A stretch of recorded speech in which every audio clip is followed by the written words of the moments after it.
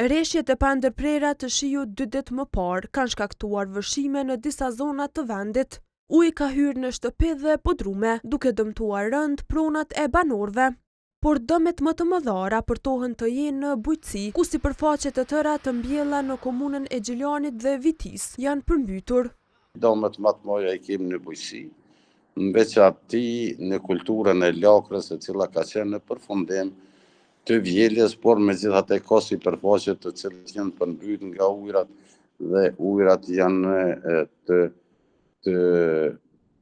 dëmshme për shkak se janë ujëra të trovullta dhe që me sigurisë ato për përdorim nuk bojnë. Por megjithatë ende është e pamundur të bëhet regjistrimi i dëmeve në Bujqësi për shkak të sipërfaqeve të cilat ende disa janë të mbuluara me ujë dhe disa të cilat për shkak të lagështisë madhe nuk mund me hi edhe komisioni.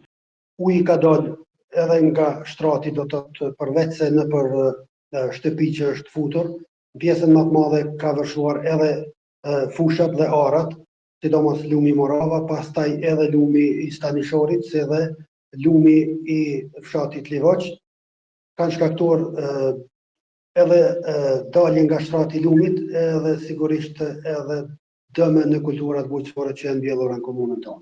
Sazan Ibrahimi, drejtori ekzekutiv i Asociacionit të Komunave të Kosovës, thotë se ata kanë kërkuar nga niveli qendror krijimin e një fondi emergjent lokal që do të mbulonte dëmet nga fatkeqësitë natyrore, por nuk ka pasur gatishmëri. Neve si asociacion kemi kërkuar dhe ende kërkojmë që të kemi një vijë buxhetore e cila i mbulon dëmet në nivelin lokal nga fatkeqësitë natyrore dhe kemi quajtur si fond emergjent lokal për dëmet e shkaktuara nga fatkeqësitë natyrore. Mirë po niveli qendror nuk ka treguar asnjë gatishmëri për krijimin e një vije të tillë buxhetore.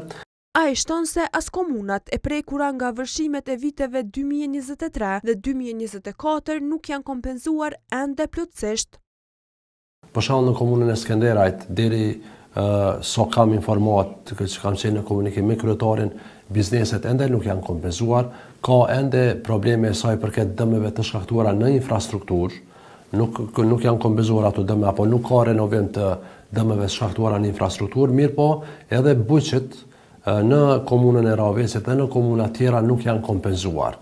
Autoritetet komunale në atë kohë kishin krijuar komisione ad hoc për evidentimin dhe vlerësimin e dëmeve.